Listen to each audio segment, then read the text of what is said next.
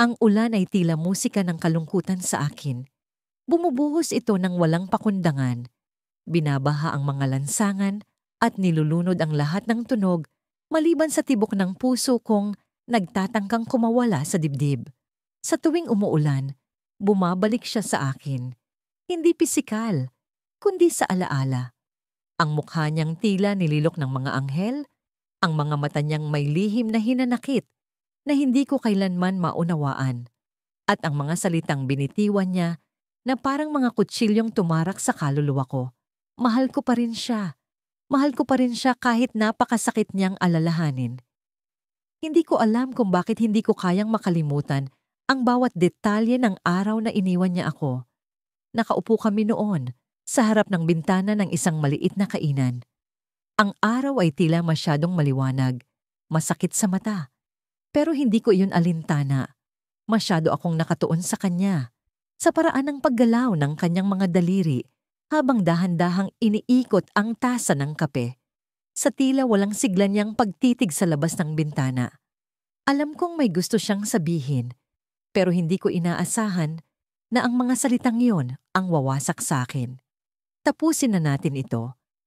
3 salita. 3 salitang hinatak ang lahat ng hangin sa paligid ko. Naramdaman ko ang bigat ng mundo sa balikat ko, ang pagbagal ng oras, ang pagkalunod sa kawalan. Hindi ko naintindihan, hindi ko matanggap. Paano niya matatapos ang isang bagay na itinayo namin ng magkasama? Paano niya matatapos ang pagmamahalan na akala ko ay walang hanggan? Hindi ko na kaya, dagdag niya. Tila hindi siya naaapektuhan sa sakit na idinulot niya sa akin. Sa tono ng kanyang boses ay parang nanlalamig na siya. Parang matagal na niyang pinag-isipan iyon. Parang hindi na ako bahagi ng mundo niya.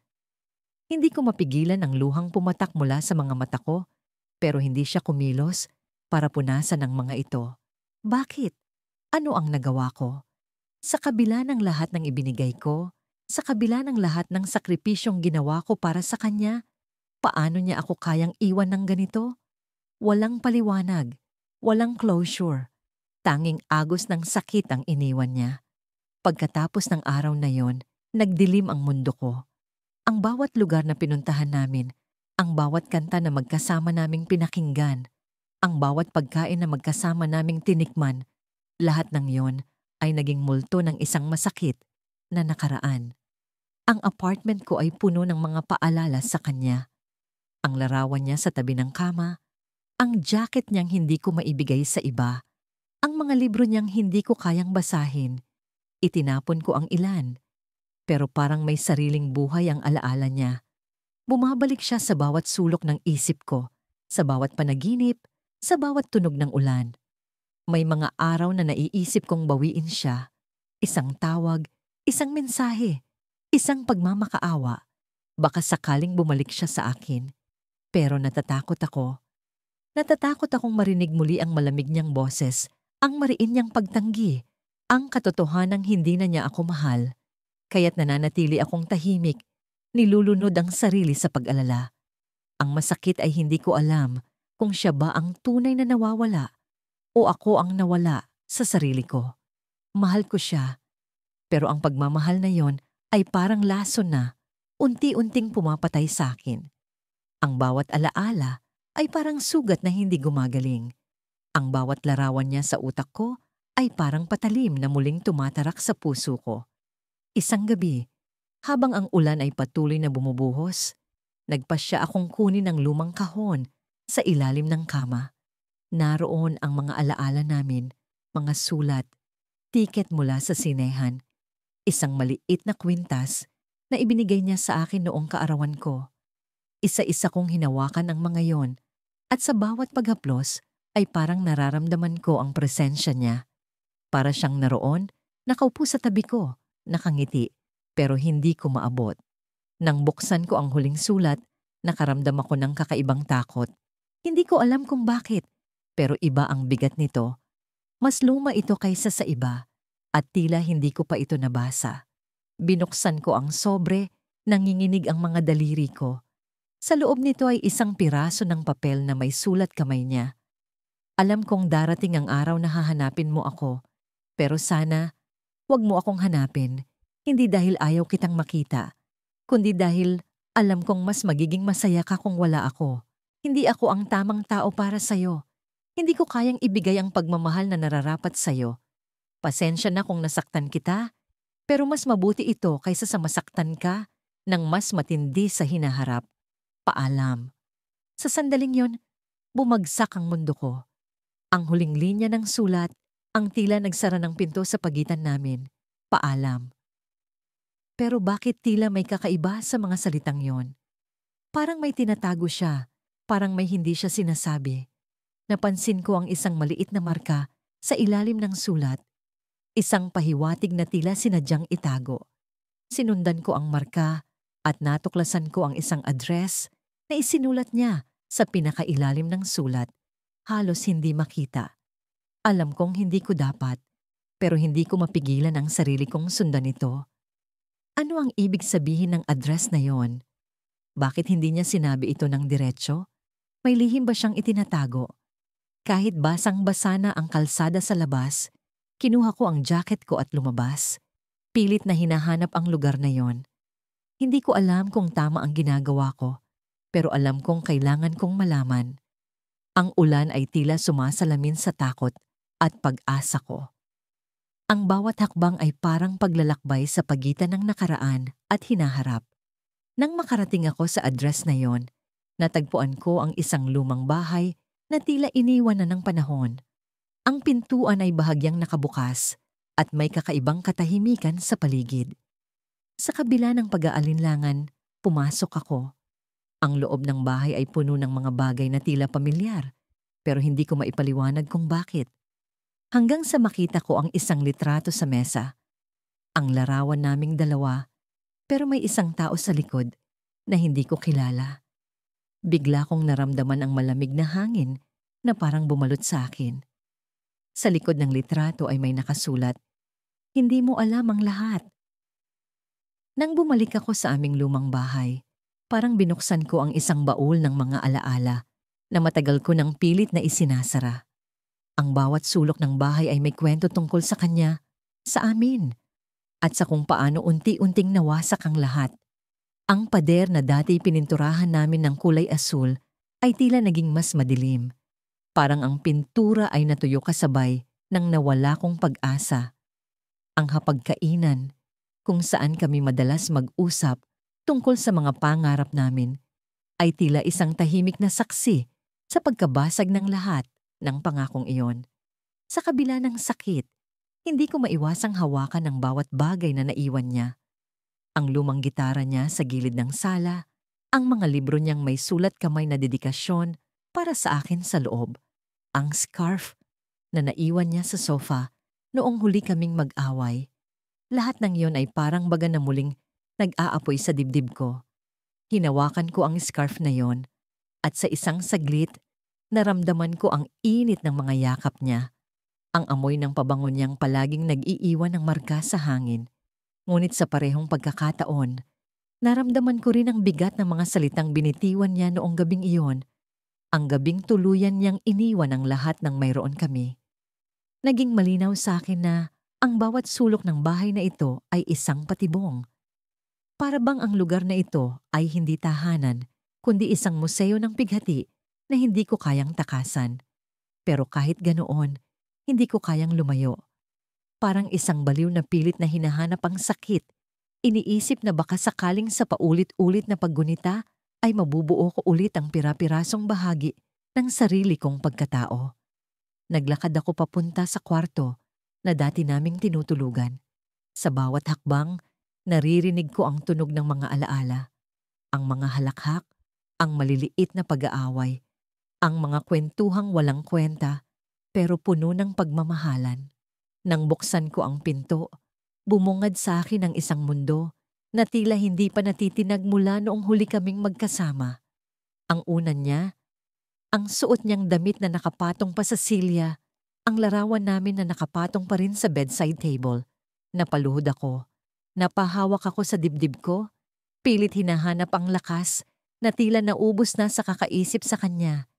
Nagising ako sa dulot ng isang tunog. Isang tunog na pamilyar, Isang tunog na matagal ko nang hindi naririnig. Tumayo ako, humakbang palabas ng kwarto, at sinundan ng tunog. Nanggagaling ito sa sala. Ang lumang gitara niya, ang tunog ng mga kwerdas nito, ang musika na palaging pinatutugtog niya tuwing magkasama kami. Pero paano? Wala namang tao. Nang makarating ako sa sala, tumigil ang tunog. Ang gitara ay naroon pa rin, nakapatong sa gilid. Napansin kong ang scarf na hawak ko kanina ay wala na sa kamay ko. Nakita ko na lamang ito, nakapatong sa gitara niya, na parang may ibang naglagay. Hindi ko alam kung anong nangyayari. Tila nagbiro ang tadhana, at ang lahat ng sakit na pilit kong nilalabanan ay muling bumabalik ng mas matindi. Tumakbo ako palabas ng bahay, huminga ng malalim, at tumingin sa kalangitan. Pilit hinahanap ang sagot sa mga tanong na bumabagabag sa akin. Pero kahit sa labas, pakiramdam ko ay hindi pa rin ako ligtas. Ang hangin na dumadampi sa balat ko ay parang nagdadala ng boses niya. Ang mga boses na dating nagbibigay sa akin ng kapayapaan, pero ngayon ay nagdadala lamang ng pangungulila. Bumalik ako sa loob. Napansin ko ang isang papel na nakapatong sa dining table. Hindi ko maalala na may iniwang papel doon kanina. Dahan-dahan kong kinuha ito, at nang buksan ko, nakita ko ang sulat kamay niya. Ang pamilyar na penmanship na minsang nagbigay sa akin ng mga liham ng pagmamahal, pero ngayon ay tila isang babala. Isang linya lamang ang nakasulat. Makiyasiki bay, bakit hindi mo ako kayang kalimutan? Ikikisi no. Nalaglag ang papel mula sa kamay ko. Nangangatog ang mga tuhod ko, at ang dibdib ko ay parang dinudurog ng hindi maipaliwanag na takot. Parang may malamig na hangin na dumaan sa likod ko, at naramdaman ko ang presensya na hindi ko maipaliwanag. Hindi ko alam kung imahinasyon ko lamang ito o kung may ibang nangyayari. Pero ang tanong na yon, ang tanong na nakasulat sa papel, ay parang naging tanikala na pumulupot sa puso ko. Hindi ko alam kung paano sasagutin ang tanong na yon. Bakit nga ba? Bakit hindi ko siya kayang kalimutan kahit alam kong wala na siya? Kahit alam kong hindi na siya babalik? Pilit kong iniisip na baka dahil sa pagmamahal na hindi natapos, sa pangarap na hindi natupad, at sa mga alaala na hindi ko kayang bitawan. Pero sa likod ng lahat ng iyan, may bahagi sa akin na nagsasabi na hindi lang yun ang dahilan. May mas malalim na dahilan.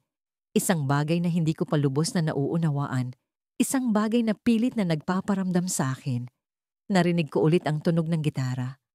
Ngunit sa pagkakataong ito, hindi ito dulot ng alaala. Hindi ito dulot ng imahinasyon. Ang tunog ay malinaw, totoo, at nanggagaling mismo sa sala. Nang bumalik ako, nakita ko siya. Ang silweta niya, nakaupo sa gilid, hawak ang gitara. Hindi ko alam kung papaano, pero naroon siya. Ang mga mata niya ay nakatingin sa akin, puno ng damdaming hindi ko mabasa. Ang puso ko ay tila tumigil sa pagtibok, at ang mundo ay parang bumagal. Hindi ko alam kung siya ngayon, o kung ang isip ko lamang ang gumagawa ng paraan upang makita siya muli. Ngunit bago pa man ako makalapit, bago pa man ako masiguro ang lahat, tumayo siya, iniwan ang gitara, at naglakad patungo sa pinto. Napatigil ako. Hindi ko kayang gumalaw. Hindi ko kayang magsalita. Nang lumabas siya, narinig ko ang pagbagsak ng isang bagay mula sa mesa. Isang lumang susi. Hawak ang susi. Alam ko na hindi pa ito ang katapusan. Parang may bagong kabanata na darating. Isang sagot sa tanong na matagal ko nang hindi mahanap. Ngunit ang tanong ay hindi, makakalimutan ko ba siya? Kundi handa ba akong malaman ang katotohanan? Lumitaw siya sa gitna ng ulan, tulad ng isang multo mula sa nakaraan.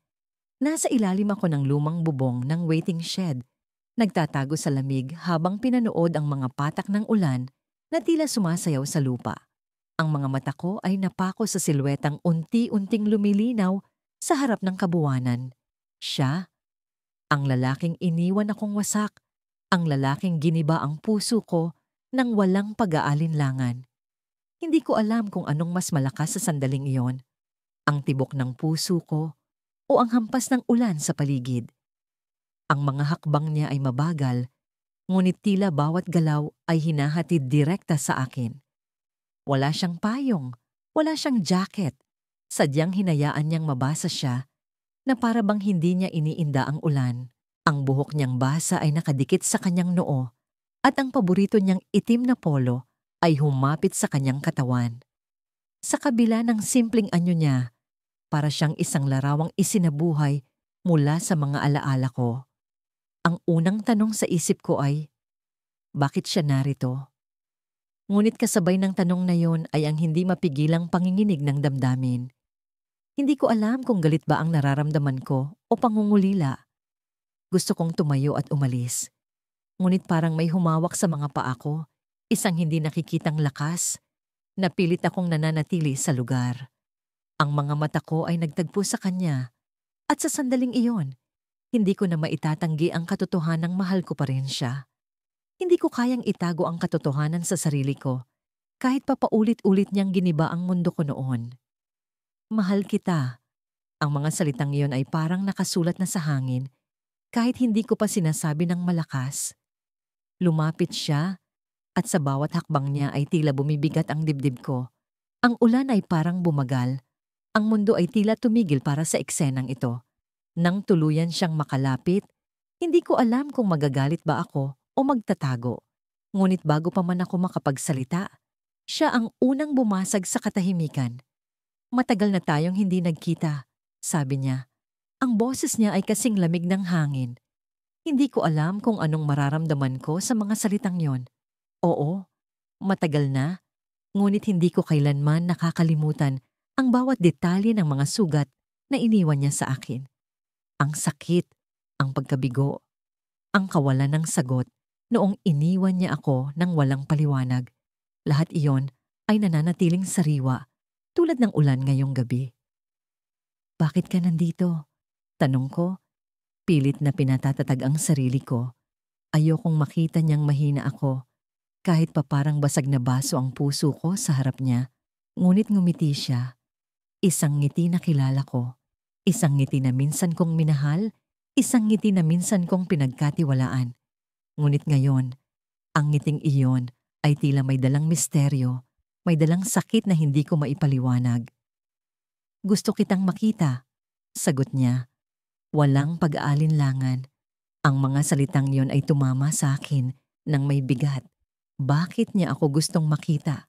Matapos ang lahat ng nangyari, matapos ang lahat ng ginawa niya sa akin, bakit ngayon? Gusto kong sumigaw, gusto kong iparating sa kanya ang galit na matagal kong kinimkim. Ngunit sa halip, tumayo lang ako roon. Tila nagtataka sa sarili kong kawalan ng aksyon. Wala kang karapatang magpakita sa akin.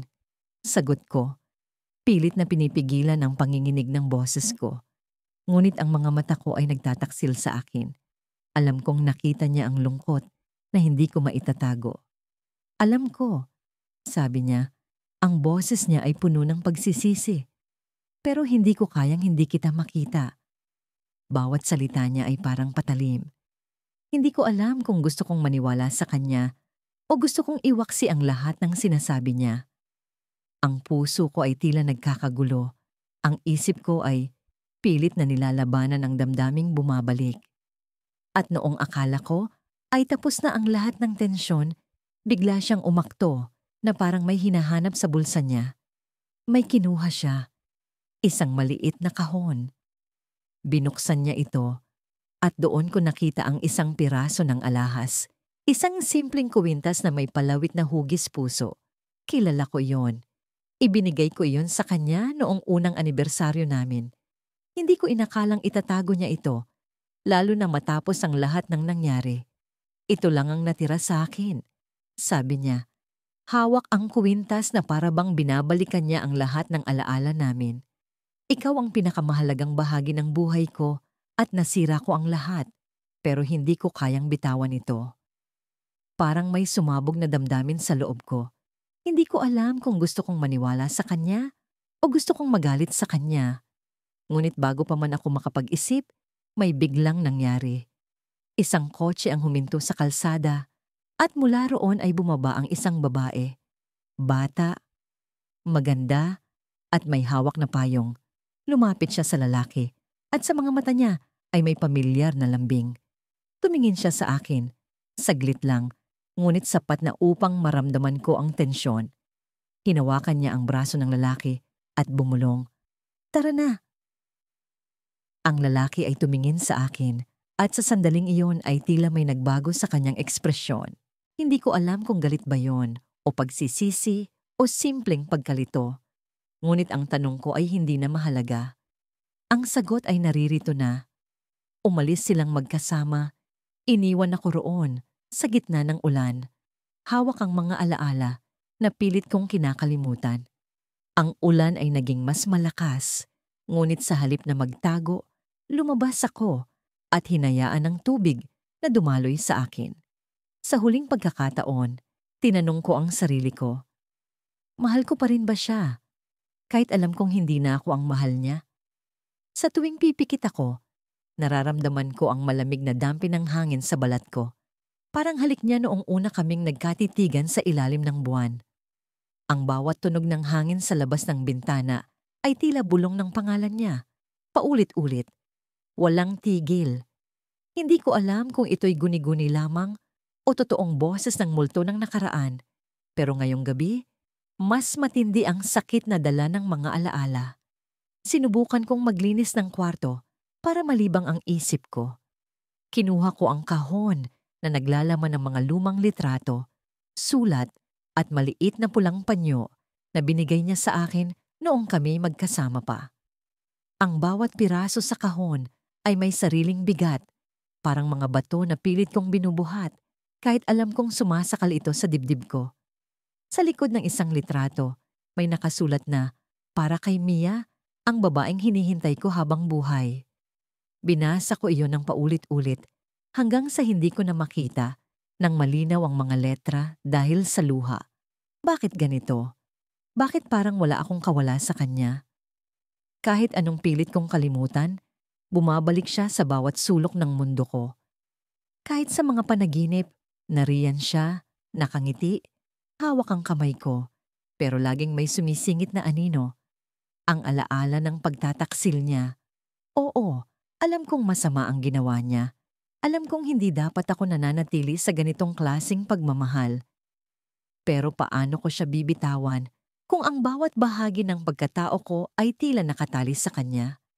Ang mga mata niya, ang mga ngiti niya, ang paraan niyang magtawa. Lahat iyon ay parang mga ugat na nakatanim sa puso ko. Hindi ko mabunot kahit gusto ko na. Ang gabi ay tila walang hangganan. Tumayo ako mula sa sahig. Kinuha ang bote ng alak sa ilalim ng kama at nilagok ito ng walang pag-aalinlangan. Gusto kong takasan ng sakit, kahit sandali lang. Ngunit habang tumatama ang init sa lalamunan ko, mas lalong lumalakas ang mga alaala. Ang unang pagkakataon na sinabi niyang mahal niya ako. Ang huling pagkakataon na narinig ko ang mga salitang yon bago ko siya nahuling kasama ang iba. Ang sakit ay parang kutsilyong paulit-ulit na tumatama sa puso ko. Hindi ko alam kung ako ba ang masyadong mahina o masyadong matapang para panatilihin ang pagmamahal na ito sa kabila ng lahat. Pero ang totoo, hindi ko siya kayang kalimutan. Siguro dahil siya ang nagbigay ng kulay sa mundo ko. Siya ang dahilan kung bakit ako natutong umasa, mangarap at magmahal. Pero siya rin ang naging dahilan kung bakit ako bumagsak, nasaktan, at nagduda sa sarili ko. Parang nilikha niya ako at sinira rin ako. Bigla akong napatingin sa pinto ng kwarto. May narinig akong tunog mula sa labas. Isang mahinang kaluskos na parang hakbang. Tumayo ang balahibo ko. Hindi ako sigurado kung tunay iyon o bahagi lang ng imahinasyon ko. Lumapit ako sa pinto. Dahan-dahan. Pilit pinakinggan kung may susunod pang tunog. Wala. Pinilit kong kalmahin ang sarili. Siguro dahil sa alak, iniisip ko lang na naroon siya. Pero hindi ko napigilan ang sarili kong buksan ang pinto. Ang lamig ng hangin ay parang yakap niya. Sumilip ako sa madilim na pasilyo at doon, sa dulong bahagi, may anino. Hindi ako gumalaw. Hindi ko rin nagawang magsalita Hindi ko alam kung ako'y natatakot o umaasa. Ngunit ang puso ko'y tumibok ng mabilis, parang may gustong sumabog. Ang anino ay gumalaw, papalapit. Ang bawat hakbang ay parang dagundong sa pandinig ko. At nang siya'y lumapit ng tuluyan, nakita ko ang mukha niya. Si Adrian, ang lalaki na minahal ko nang higit pa sa buhay ko. Ang lalaki na nagpapahirap sa akin hanggang ngayon. Pero hindi siya ang Adrian na kilala ko. Ang mukha niya ay maputla. Ang mga mata'y parang walang buhay. Hindi siya ngumiti. Hindi siya nagsalita. Tumayo lang siya sa harapan ko, nakatingin sa akin. Adrian, tanong ko, halos pabulong. Walang sagot. Pero naramdaman ko ang malamig na kamay na humawak sa braso ko. Hindi ko maintindihan ang nararamdaman ko. Takot ba? Saya? Galit? Hindi ko alam. Pero isang bagay ang malinaw. May kakaiba sa kanya. Hindi siya ang Adrian na iniwan ako. Hindi siya ang Adrian na nagpaalam ng walang paliwanag. At bago ko pa maintindihan ang nangyayari, nagsalita siya. Mabagal. Paunti-unti. Pero ang boses niya'y tila nagmumula sa malayo. Mia, hindi kita iniwan. Ang mga salitang yon ay parang kidlat na tumama sa akin. Hindi ko maintindihan. Hindi ko malaman kung totoo ba ang sinasabi niya o kung nananaginip lang ako. Pero bago pa ako makasagot, bigla siyang nawala. Parang usok na nilamon ng hangin. Napasigaw ako, pero walang lumabas na tunog. Tumakbo ako pabalik sa kwarto. Sumalampak sa sahig at pilit inisip kung ano ang nangyari. At doon ko napagtanto, hindi pa tapos ang kwento namin. Hindi ko alam kung bakit. Pero ramdam ko, may bagay na mas malalim, mas madilim, na hindi ko pa alam tungkol sa kanya. Ang liwanag ng buwan ay tumatama sa bintana ng aking silid. Tila nanunuya sa akin habang nakaupo ako sa malamig na sahig. Hawak ko ang lumang larawan namin. Siya, nakangiti, ang kanyang mga mata punong-puno ng buhay. Ako, nakatayo sa tabi niya, pilit na sumasabay sa liwanag na dala niya. Pero ngayong gabi, ang liwanag na yon ay tila naging anino na lamang. Isang bagay na hindi ko maabot kahit anong pilit ko. Hindi ko alam kung ilang oras na akong nakatitig sa larawang ito. Bawat linya ng kanyang mukha, bawat detalye ng kanyang nangiti. Parang mga palaso na tumatama sa puso ko. Hindi ko na mabilang kung ilang beses kong sinabing, dapat ko na siyang kalimutan. Pero paano? Paano mo kalilimutan ang isang tao na naging dahilan ng bawat tibok ng puso mo? Ang isang tao na, kahit hindi mo nakasama, ay tila nasa bawat sulok ng mundong ginagalawan mo. Napapikit ako, pilit na pinipigilan ang pag-agos ng luha. Ngunit sa tuwing pinipilit kong harangan ng emosyon, mas lalo itong bumibigat. Sa likod ng mga talukap ng mata ko, bumabalik ang alaala noong gabing iniwan niya ako. Napakalinaw pa rin sa isip ko ang huling mga salitang binitiwan niya. Hindi kita kayang mahalin gaya ng pagmamahal mo sa akin. Mga salitang hindi ko inaasahang maririnig mula sa kanya, ang taong akala ko'y magiging kasama ko habang buhay. Kinapa ko ang maliit na kahon sa tabi ko, ang kahong matagal ko nang itinago sa ilalim ng kama. Binuksan ko ito at bumungad ang mga bagay na minsan kong itinuring na kayamanan. Ang kanyang sulat na puno ng pangako, ang tiket ng sine noong unang date namin, ang piraso ng papel kung saan sinulat niya ang mahal kita sa sulat kamay na parang sining. Pinilit kong ngumiti, pero ang ngiting iyon ay nagdala ng sakit na hindi ko maipaliwanag. Biglang narinig ko ang tunog ng telepono sa kabilang kwarto. Tumayo ako, mabigat ang mga paa, at sinagot ang tawag. Hello? Tanong ko, halos pabulong, dahil parang wala akong lakas na magsalita. Mia, boses niya, ang boses na kahit sa panaginip ay hinahanap-hanap ko. Parang tumigil ang mundo ko.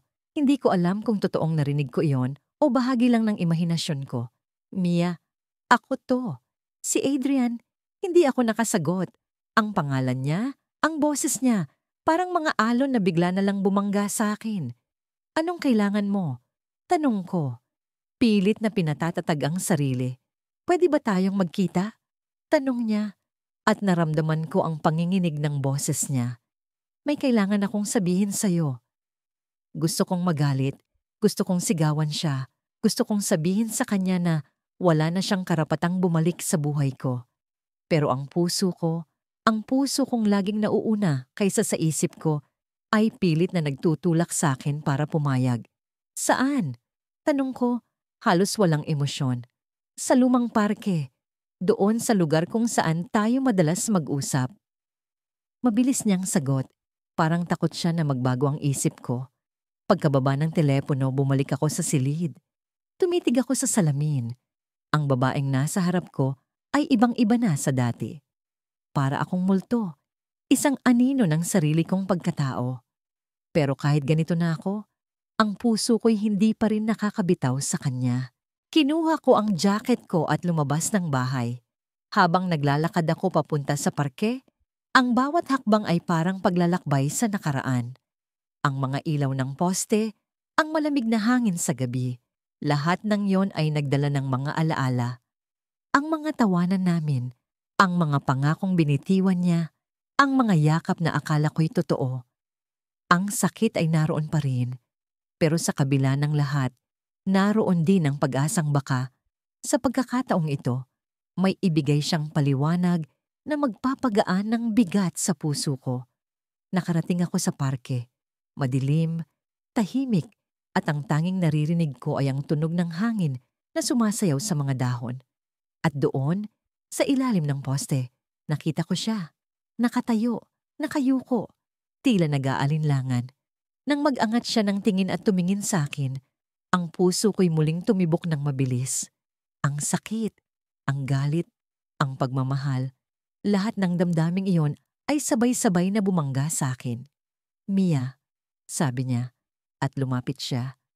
Salamat sa pagpunta. Hindi ako sumagot. Tumayo lang ako roon, hinihintay ang sasabihin niya.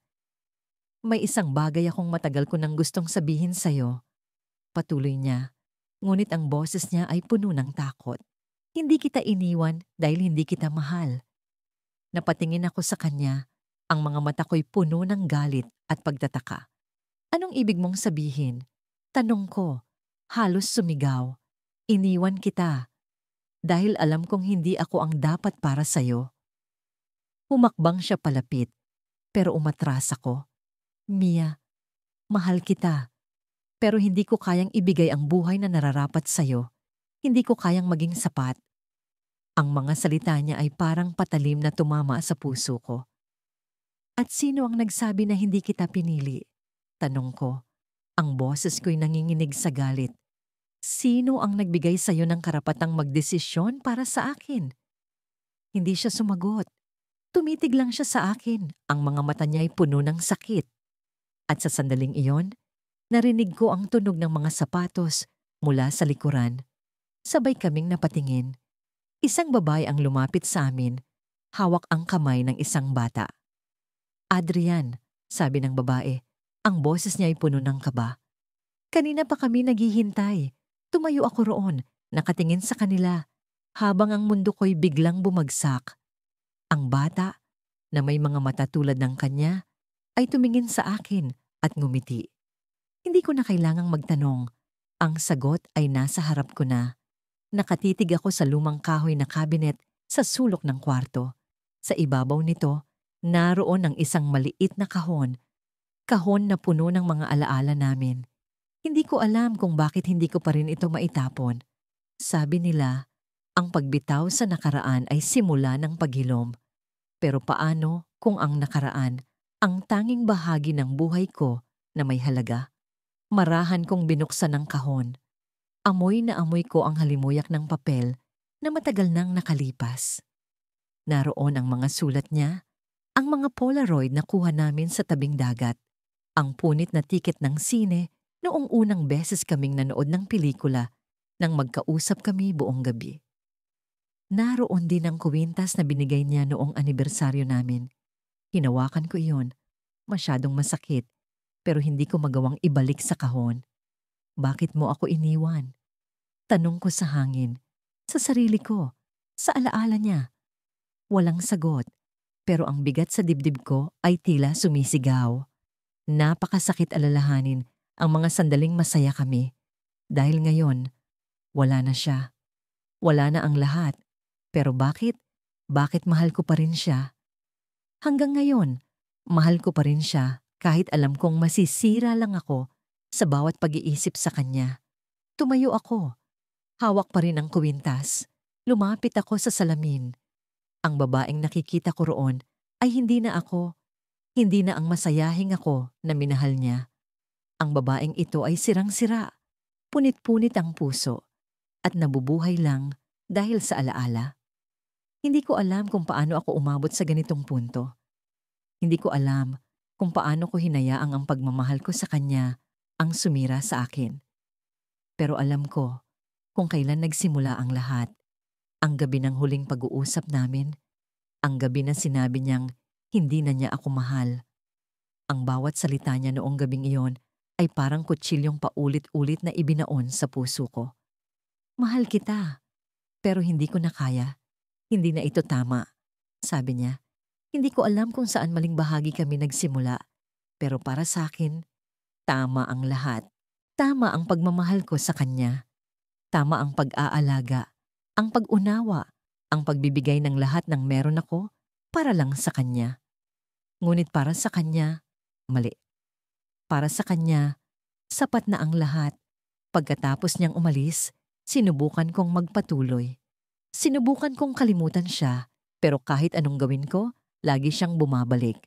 Ang amoy ng bulaklak sa umaga, ang tunog ng ulan sa hapon, ang bawat tao na dumadaan sa harap ko, lahat sila may bakas niya. Parang multo siyang nakatali sa bawat galaw ko. Pikit mata kong sinasabi sa sarili ko na tapos na kami, pero sa puso ko, alam kong hindi pa. Mahal ko pa rin siya, kahit napakasakit niyang alalahanin. Hindi ko na malayang tumutulo na pala ang luha ko. Binuksan ko ang pinto ng kwarto at lumabas. Ang lamig ng sahig sa ilalim ng paa ko ay tila nagpapakalma sa akin, pero hindi nito natanggal ang bigat sa puso ko. Pumunta ako sa kusina, naghanap ng tubig, pero ang nakita ko ay ang bote ng alak na iniwan niya sa likod ng ref.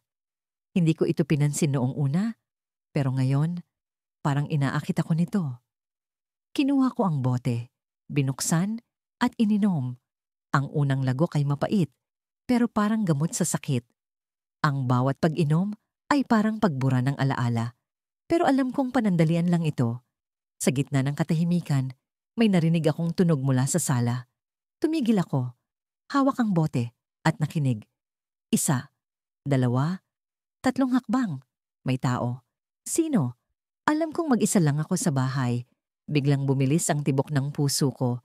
Kinuha ko ang kutsilyo sa countertop. Hindi ako sigurado kung anong mangyayari, pero handa ako. Dahan-dahan akong lumapit sa pintuan ng sala. Ang mga kamay ko ay nanginginig, pero ang puso ko ay puno ng adrenalina. Sa likod ng pintuan, naroon ang aninong gumagalaw. Pigil ang hininga ko habang iniikot ko ang seradura. At nang tuluyang bumukas ang pinto, halos hindi ako makapaniwala sa nakita ko. Siya.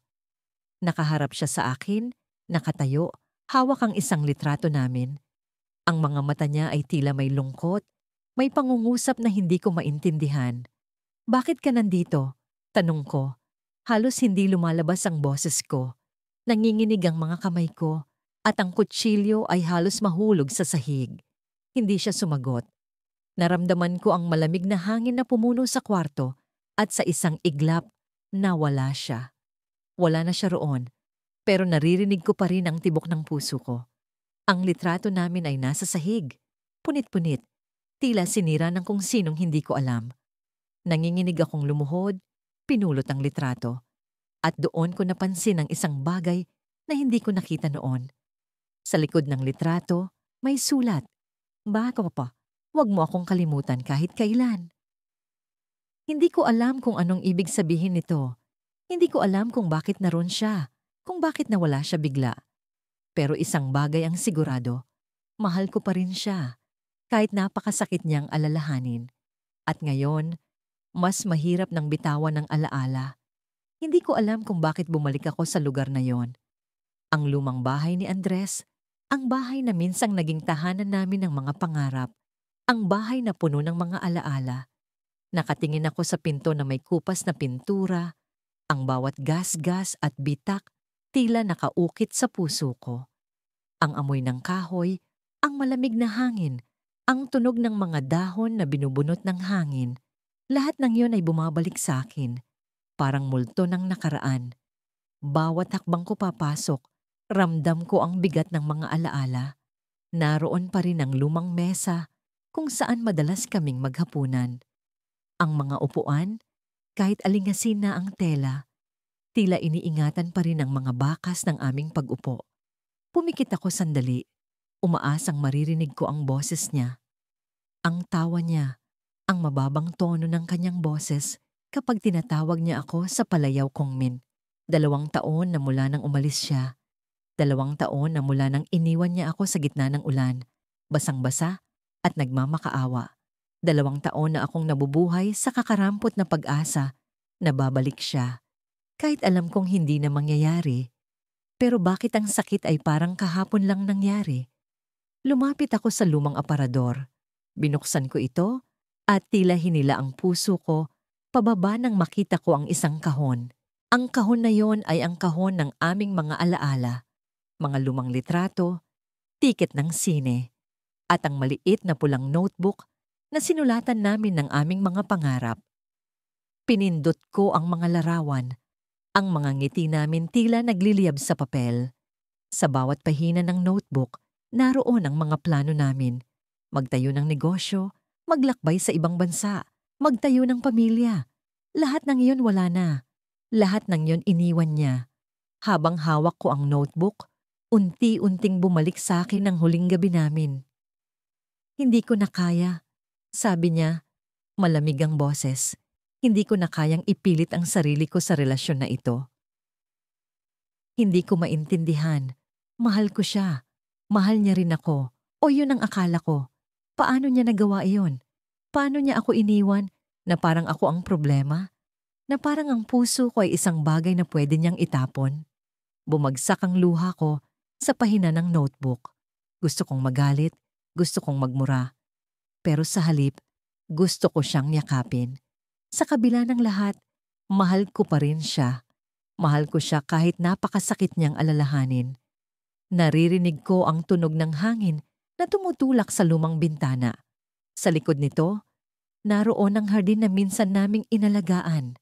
Lumabas ako, ang damo ay basa sa hamog.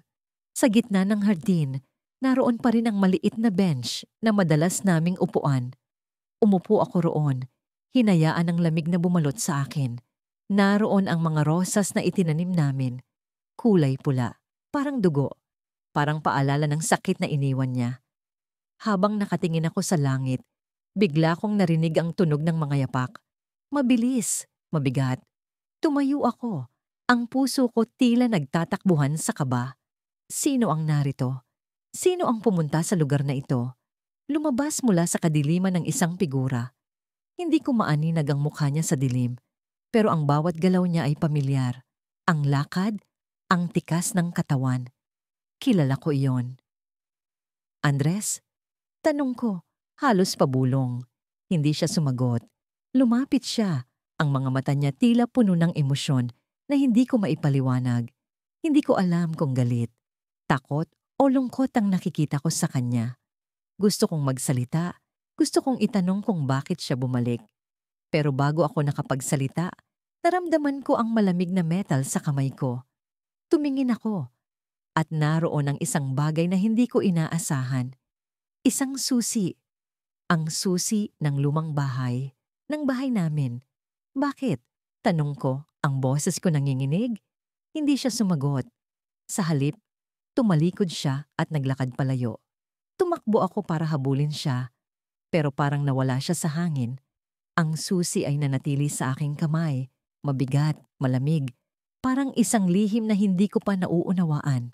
Ang ulan ay dumaloy sa bintana, parang mga luha na hindi ko na kayang pigilan. Nakaupo ako sa sulok ng kwarto, yakap ang lumang pulang scarf na naiwan niya. Ang amoy nito ay halos nawala na. Pero sa bawat hibla ay naroon pa rin ang bakas ng pagmamahal na minsan kong inakala ay walang hanggan. Ang scarf na yon ang suot niya noong una kaming nagkita sa ilalim ng mga ilaw ng Pasko sa plaza. Napakaikli ng sandaling yon, pero ang ngiti niyang yon ay parang sugat na hindi gumagaling. Hindi ko alam kung bakit hindi ko siya makalimutan. Siguro dahil napakalalim ng iniwan niyang bakas. O baka dahil ako ang nagpahintulot na ang kaligayahan namin noon ay maging isang lason na unti-unting sumisira sa akin. Pero ang tanong na hindi ko matakasan ay ito, bakit siya umalis? Wala siyang iniwang paliwanag. Wala kahit isang salitang nagbigay liwanag sa bigla niyang pagkawala.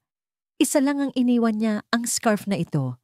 Bawat araw na dumaan simula noong umalis siya ay parang isang mahabang gabi. Hindi ko mabilang kung ilang beses kong tinawagan ang numero niya, kahit alam kong hindi na niya sasagutin. Sinubukan kong hanapin ang mga sagot sa mga lugar na pinuntahan namin noon. Ang paborito naming coffee shop, kung saan palaging caramel macchiato ang order niya.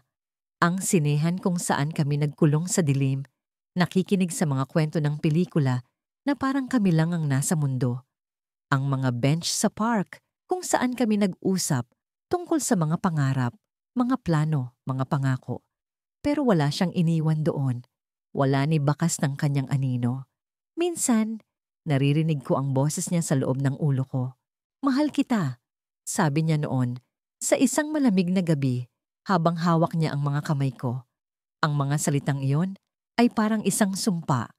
Paulit-ulit kong binabalikan, pero hindi ko na maramdaman ang init na kasama nito. Ang boses niya ay naging isang multo na sumasama sa akin kahit saan. Kahit ang katahimikan ay hindi na tahimik, puno ito ng mga tanong na walang sagot. Ngunit isang araw, habang naglalakad ako sa gilid ng kalsada, may nakita akong bagay na hindi ko inaasahang makikita. Isang pamilyar na mukha. Hindi ko maipaliwanag ang biglaang bilis ng tibok ng puso ko. Siya ba yon? Hindi ko alam kung paano ako nakalapit sa kanya. Parang hinila ako ng sarili kong mga paa. Pero nang lumapit ako, nakita kong hindi siya. Isa lang itong estranghero na kahawig niya. Kakulay ng buhok, kapareho ng taas, pati na rin ang paraan ng pagngiti. Napahiya ako, pero hindi ko magawang umatras. Napansin niya ang pagkakatitig ko, kaya ngumiti siya sa akin bago siya nagpatuloy sa paglalakad. Ang sandaling iyon ay parang isang suntok sa sikmura. Bigla kong naalala na hindi ko na siya mahahanap, na kahit anong pilit ko, hindi ko mamababawi ang nawalang bahagi ko. Pero bakit ganito? Bakit ang bawat tao, ang bawat lugar, ay parang may bahagi niya? Parang iniwan niya ang sarili sa bawat sulok ng mundong ito, at ako ang piniling magdala ng mga piraso. Pag-uwi ko, nangyari ang isang hindi ko inaasahan.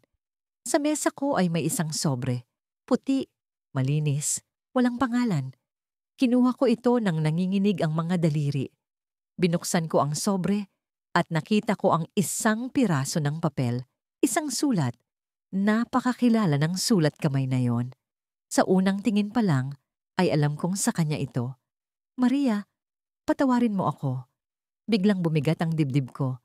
Ang mga salita ay parang mga patalim na tumagos sa laman ko. Patuloy akong nagbabasa, kahit nararamdaman ko na ang mga luha ko. Hindi ko kayang ipaliwanag ang lahat, pero kailangan kong umalis. Hindi ito dahil hindi kita mahal. Ikaw ang pinakamahalagang bahagi ng buhay ko. Pero may mga bagay na hindi ko kontrolado. Alam kong masakit ito. Masakit din para sa akin. Pero ito ang tamang desisyon. Sana mahanap mo ang kapayapaan na hindi ko na maibibigay. Ang huling linya ay nagpatigil sa ikot ng mundo ko. P.S. hindi pa ito ang huling pagkikita natin.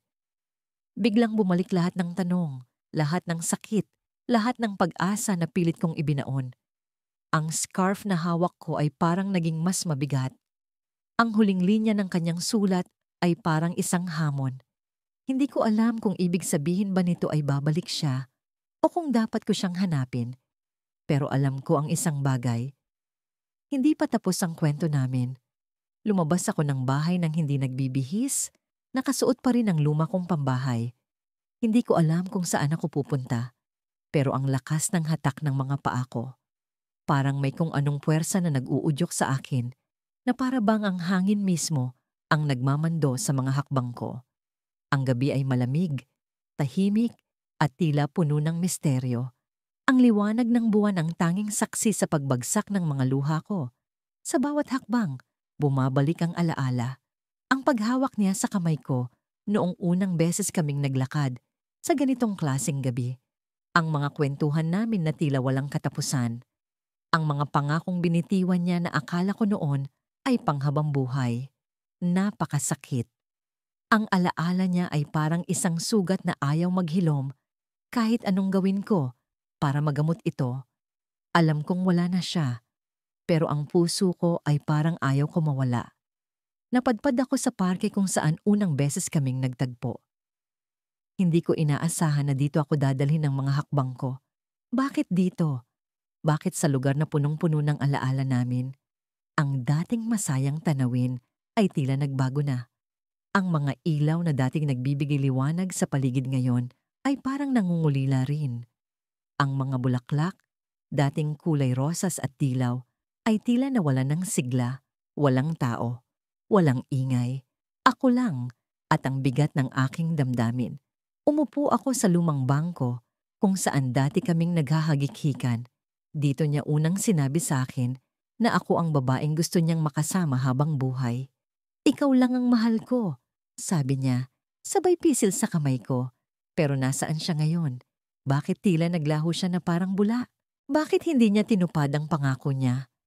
Napakaraming tanong, pero wala akong sagot. Nakatingin ako sa langit, pilit hinahanap ang mga bituin.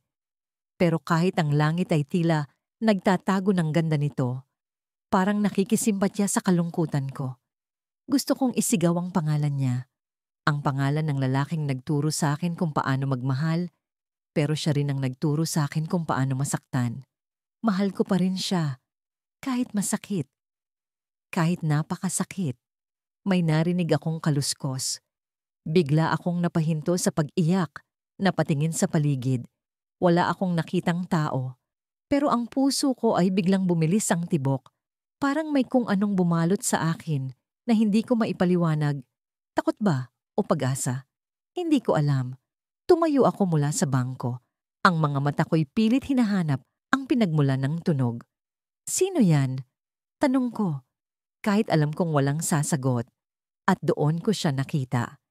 Isang figura sa dilim, nakatayo sa tabi ng puno kung saan siya unang nagbigay ng bulaklak sa akin. Hindi ko maaninag ang mukha niya. Pero ang postura niya, ang paraan ng pagtayo niya, ang katahimikan niya, alam kong siya yon. Siya. Si Adrian, ang lalaking iniwan akong durog at wasak. Adrian? Bulong ko. Halos hindi lumalabas ang boses sa bibig ko. Ang mga paa ko ay nagsimulang gumalaw ng kusa palapit sa kanya. Pero hindi siya gumagalaw. Nakatayo lang siya roon, tila isang anino na pinapanood ako. Sa bawat hakbang ko, mas lalong bumibigat ang pakiramdam ko. Hindi ko alam kung takot o pananabik ang nararamdaman ko. Pero isang bagay ang sigurado. Gusto ko siyang makita. Gusto ko siyang makausap. Nang malapit na ako sa kanya, biglang sumiklab ang lamig sa paligid. Ang hangin ay tila bumalot sa akin. Parang yakap na hindi ko maipaliwanag. Adrian, bakit ka nandito? Tanong ko. Pero wala pa rin siyang sagot. Hindi ko matiis ang pananabik, kaya inabot ko ang kamay ko sa kanya. Pero bago ko pa siya mahawakan, biglang parang nawala siya. Naglaho. Isang segundo lang at wala na siya sa harapan ko. Napaatras ako, natatakot sa kung anong nangyari. Ang puso ko ay parang tumigil sa pagtibok. Adrian, sigaw ko, pero ang tunog ng boses ko ay parang nalunod sa katahimikan ng gabi.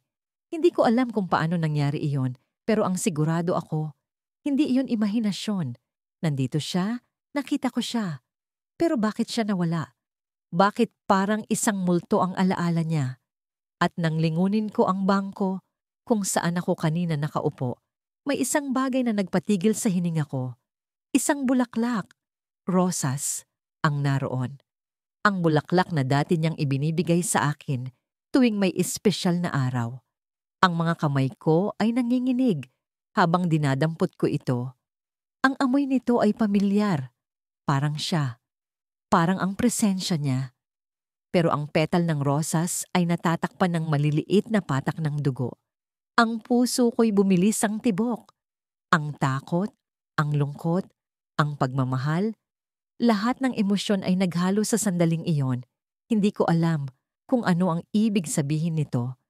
Pero ang isang bagay ay malinaw. Hindi pa tapos ang alaala ni Adrian. Hindi pa tapos ang kwento namin. Bumalik ako sa lugar na yon, sa lumang parke kung saan nag-umpisa ang lahat. Ang mga bangkong kahoy ay luma na, may mga bitak at dumi, pero nanaig pa rin ang alaala nila sa akin. Sa ilalim ng madilim na langit, umupo ako sa parehong bangko kung saan una kong naramdaman ang init ng kanyang kamay, ang bigat ng kanyang tingin, ang luwalhating dulot ng kanyang presensya. Ang mga dahon ng puno ay naglalagas, parang mga alaala na unti-unting bumibitaw sa akin. Pero bakit ako ang hindi makakawala? Nakatingin ako sa malayo, sa fountain na wala ng tubig. Noon, ang mga bulong niya ay parang musika na pinupuno ang lugar na ito. Sabi niya, ako raw ang dahilan kung bakit siya tumatawa. Ako raw ang liwanag sa madilim niyang mundo. At naniwala ako sa bawat salitang binitiwan niya, kahit alam kong may mga bagay na hindi niya sinasabi. Ang mga mata niya, kahit puno ng pangako, ay may tagong kirot na hindi ko maunawaan. Pero hinayaan ko iyon. Hinayaan kong masaktan, matakot, magduda, para lang makasama siya. Sa bawat araw na dumaan, naging bahagi na lang ng buhay ko ang sakit na dulot niya. Ang mga pangakong napako, ang mga tawag na hindi sinagot, ang mga gabi kung saan ako lang ang naghintay. Pero kahit ganoon, mahal ko siya. Mahal ko siya sa paraang hindi ko maipaliwanag. Para bang may lason sa puso ko na hindi ko kayang tanggalin. Kahit alam kong unti-unti na akong nilalason nito. Ngunit ang araw na ito ay kakaiba. Ang hangin ay mabigat. Ang paligid ay tahimik, masyadong tahimik. May kung anong puwersa na nagtutulak sa akin na bumalik dito. Parang may boses na nagbulong sa akin na hanapin siya, na alalahanin ang lahat, kahit alam kong masakit. At ngayon, habang nakaupo ako rito, hindi ko mapigilan ang mga luha. Hindi ko mapigilan ang galit sa sarili ko. Bakit ba ako ganito? Bakit hindi ko siya makalimutan? Bakit hindi ko maalis ang sugat na iniwan niya sa akin? Biglang may narinig akong tunog. Isang yapak. Mabigat. Mabagal. Tumayo ang balahibo ko. Lumingon ako. Pero wala akong nakita. Ang dilim sa paligid ay parang kumakain ng lahat ng liwanag. Pero naroon ang tunog. Papalapit. Hindi ko alam kung bakit, pero hindi ako tumakbo. Naghintay ako, at sa bawat hakbang na naririnig ko, mas lalong bumibilis ang tibok ng puso ko. Hanggang sa may anino na lumitaw sa gilid ng fountain. Hindi mo ba ako kayang kalimutan? Ang boses na yon ay parang kidlat na tumama sa akin. Kilalang kilala ko ang tunog na yon. Ang boses na yon ay ang boses niya. Pero imposible ito. Hindi na siya dapat naririto. Hindi na siya dapat makakausap ko. At sa dilim, unti-unting lumapit ang anino at tumambad sa akin ang mukha niya. Ang mukha na akala ko ay hindi ko na makikita kailanman. Anong ginagawa mo rito? Tanong ko. Pero ang boses ko ay basag, mahina. Hindi siya sumagot. Nakatingin lang siya sa akin, ang mga mata niyang puno ng lungkot, puno ng galit, puno ng kung anumang damdamin na hindi ko maipaliwanag. Hindi ko alam kung dapat ba akong matakot o dapat ba akong lumapit sa kanya. Pero bago pa ako makapag-isip, bigla siyang umupo sa bangko sa tabi ko, sa parehong lugar kung saan dati siyang umupo. Ang bango niya, ang presensya niya, ang init niya, parang hindi siya nawala. Matagal na kitang hinihintay, sabi niya. Pero ang tono ng boses niya ay malamig, halos walang emosyon. Bakit hindi mo ako sinundan? Sinundan? Tanong ko. Hindi ko maintindihan ang ibig niyang sabihin. Anong sinundan? Hindi mo ba alam kung gaano kahirap para sa akin ang mawala ka? Napangiti siya, pero ang ngiti niya ay kakaiba. Hindi ito ang ngiti na minahal ko. Hindi ito ang ngiti na nagbigay ng liwanag sa buhay ko. Ang ngiti niya ay puno ng poot, puno ng kadiliman.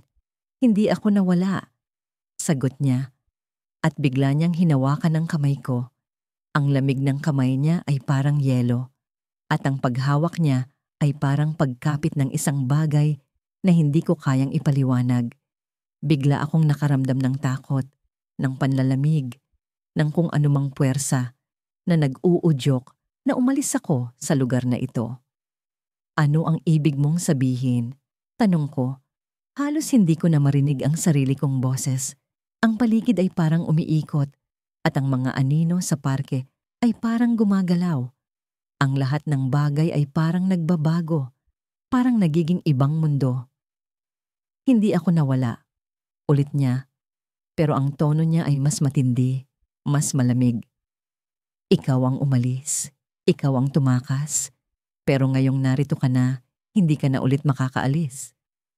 Biglang bumigat ang dibdib ko, parang hindi na ako makahinga. Ang kamay niya ay mas lalong humigpit, mas lalong naging malamig, hanggang sa hindi ko na maramdaman ang sarili kong kamay.